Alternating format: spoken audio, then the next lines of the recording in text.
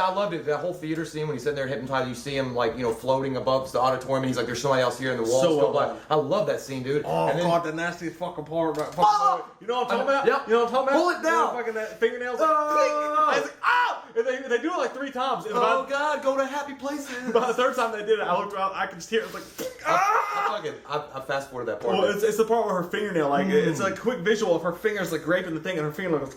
So I was like, why do you do that? I was like, why do you got to do that for? Just like, Where's the bathroom? I need to vomit.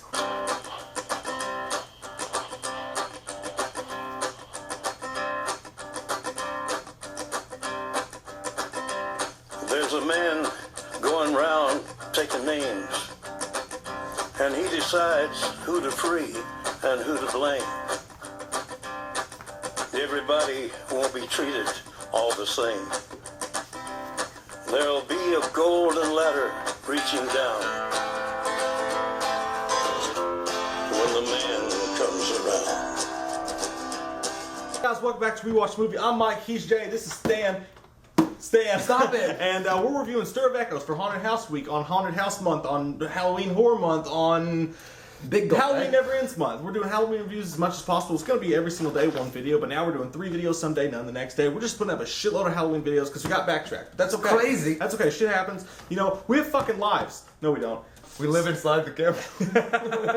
I'm in a glass case of emotion. So, Stir of Echoes, underrated movies. If My we're doing God. top 10 underrated movies, this might even be on it. Like, I think it definitely would be. Nobody fucking talks about this movie, but we always loved it. So, well, see, I think I talked to somebody a long time ago about Stir of Echoes, and they were like, they couldn't remember it once I gave them the basic premise of it. They're like, oh yeah, you know why? Because it's a forgettable plot. They're like, it's just a forgettable movie. And I was like, I don't really get that. I was like, maybe what happened with that movie, it came out in 99 amongst the Sixth Sense and shit like that. So it got lost in the Truffle Shuffle, Goonies. It got lost in the Truffle Shuffle. It got lost there, and people just kind of overlooked it because, yes, it didn't have the same kind of twists and turns that the Sixth Sense had. I guess it's not like Scarring. I mean, it's not a scary movie. No, there's freaky stuff in it, and when you're watching, you're like, you know, really, when I watch this movie, I really, it's more of a, it really is a mystery. God, it's like your first fucking time or something. Shut the fuck up. It's like an old classic mystery tale, like who done it kind of thing, with a little bit of a supernatural twist in it. Yeah, that's really what it is. And I guess people got bored of it because, you know, oh, why, it's just a murder story. Well, it's not groundbreaking except for the fact the hypnotism part. That was like, cool. That's kind of a new edge on it, and they did it so well. Like they actually use when he gets hypnotized at the party. That's actually, like, they said that they used actual techniques to do it, and just to make sure that the audience didn't fall asleep when they were watching it, they put like rock music or something like a crescendo at the very end of it to make sure the audience didn't fall asleep.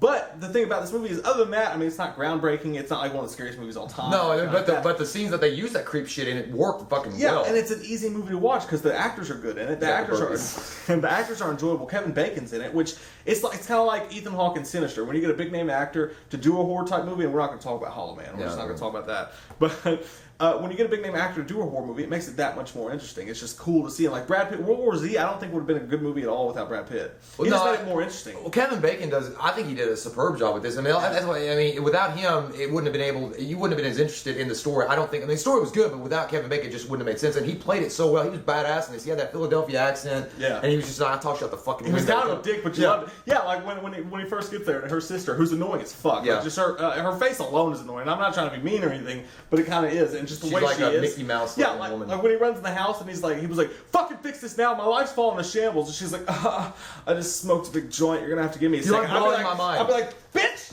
I didn't like her attitude. Like, if she was in my house, she'd be like, oh yeah, your wife's pregnant, and you know, being like, it's like, shut the fuck up. That's kind of how he was. She was like, but seriously, he was like, seriously, go upstairs and do whatever. He's like, oh, I'm gonna throw you out the fucking window. Well, dude, like, I was like, yeah. You remember even that scene right before he gets hypnotized, and she's like, just because you've been kicking around the same 6 blocks all your life doesn't mean other things. He's like, just because I'm gonna kick your fucking head in 5 seconds. That was just a shitty thing, and he was quiet. But I was like, why do you take that, Kevin? Don't take that, Kevin. Fucking do it, Kevin. Go on. But you know, but he broke the number one. He broke the number 1 rule. I mean, Don't talk about Fight Club. No, don't. Yeah. No, I'm just the number 1 rule in Scream.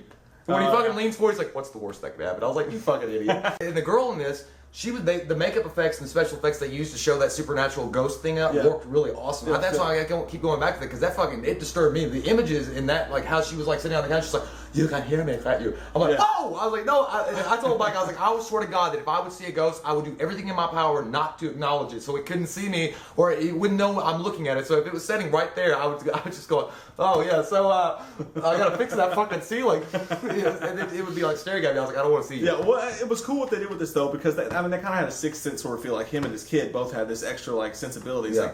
Like they explain it like it's like having a flashlight that barely works. He's like, That's yeah. oh, but your son has a much better flashlight. I like that But guy. yeah, but at the same time they did it well because they didn't go into this weird $6 billion man sort of thing. The focus was really on like the supernatural. They didn't go too far into the like telepathic, I can see dead people shit. Well, see, I was gonna go. I actually think it was more focused. I think there were supernatural parts in it, but it was still more focused on the mystery thriller part of it, rather than the Sixth Sense, which was focused on the pure supernatural part of it. Which, by the way, Sixth Sense is an amazing movie and it had a great twist in it. But that's probably why this movie got lost, because it came out amongst that. If it had come out, I think it was a great movie that came out at the wrong time. Yeah, that's really what happened. Well, I like the characters in it. I like Kevin Bacon and his wife. I can't remember. She's in like Law and Order. I like the guy from the Transformers dad, whatever. Yeah. The guy, he was in Warrior too. He was the principal. He was like, go Tommy! Yeah, but the cast was really well made, and I just liked they were in this small neighborhood where everybody hung out, and they were like young parents who he had the baby monitor, but they would go across the street to party or whatever. And I love the background to his story of where he was like, because everybody feels like that. He's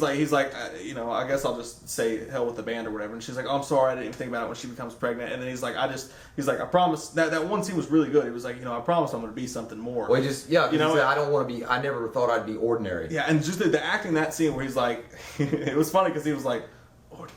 And like walks away, but like that whole background to his character was really good, and it plays in later on too when he's got the shovel and he was losing his sheep. Like, this is the only fucking important thing that's ever happened to me. And you knew when he was saying that, because you're married and I'm married and I have a kid. As soon as he started to say like, this is the most important thing that's ever happened to me, this is the only thing that's ever mattered in my life, you knew his wife was gonna be like, what about your fucking kid? I know. Well, that whole scene, she's like, Tom, Carl, the whole one come here and talk. She's like, it's just fucking typical. It was laughable, but it was still good acting. He's a great.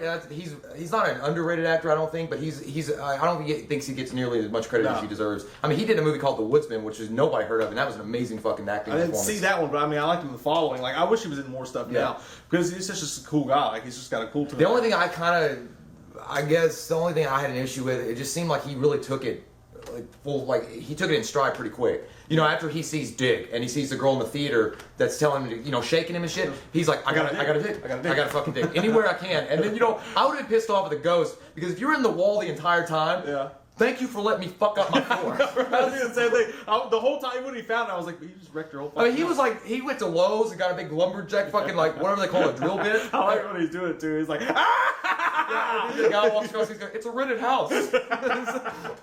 There's some parts of it like that were kind of bad or whatever. But then also, I thought it was funny because it wasn't meant to be funny, but just the way it came off was kind of fruits. The black guy in the cemetery is like, does Daddy have the gift? Bring Daddy by tonight. Yeah, I was like, oh, okay. And the whole thing is that there was little things that they didn't explain, like the orange juice. Like, wow. That's like one of the biggest mysteries. There's why does he drink fucking orange juice? It's like, what about Minute Maid? What does it have? It has vitamin D, which is great. But that whole scene though, when she was pissed off at him and he walks in the house, they just got through this big fight. And he walks in, he just walks, he's like, and he grabs him and he sits down. And he's like the way he's looking at her, he's like.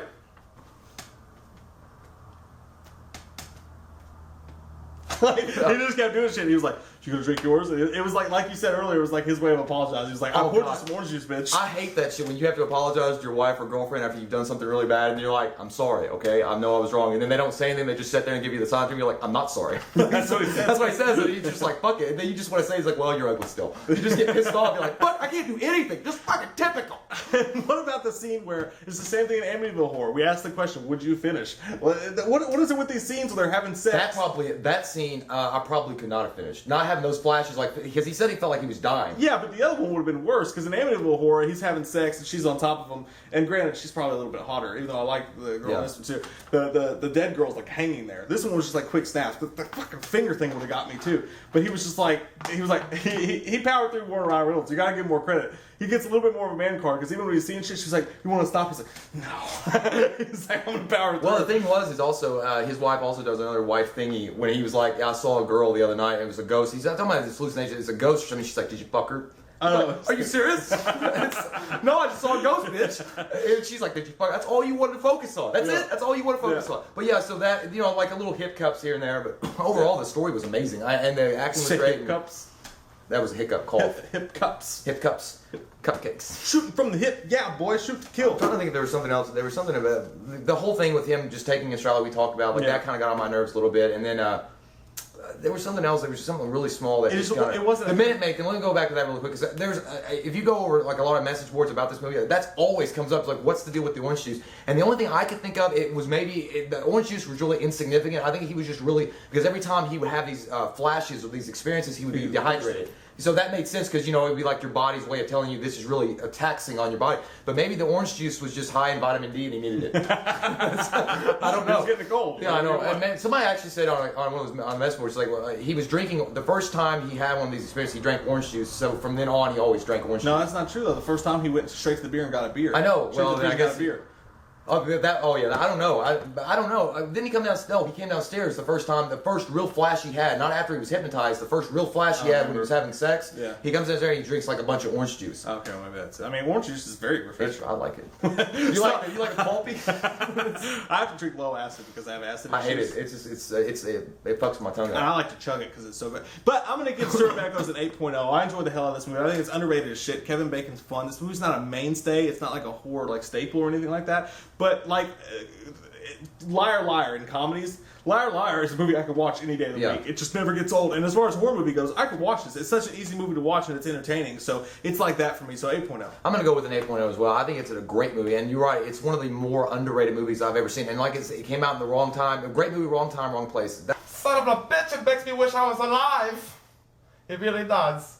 This movie was so good that I almost thought I was alive, but I wasn't alive. No, because I'm a goddamn skeleton. Oh, goddamn, look at my chat. That's really what happened. It's got a great acting form. It's got good special effects. It's got a good little creepy feel to it, good atmosphere. But the great thing about it is it's a modern day mystery homicide, which most people wouldn't go see a movie like that really.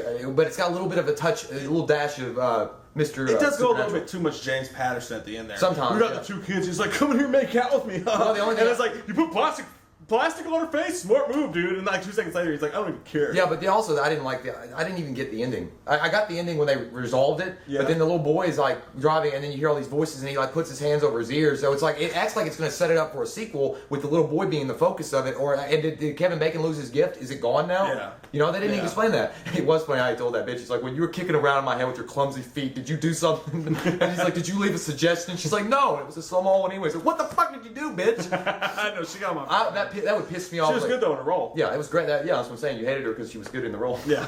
So I'm Mike. He's Shay. Question of the day: what do you guys think of Stir Echoes? Have you watched it? What's an underrated horror movie to you that you guys love? That's easy for you to watch that nobody gives much credit to typically. Stir of Echoes would be mine. Yeah, that's a really good one. So I'm Mike. He's Jay. We'll see you next time on. I'll drink some orange juice. We watched a movie.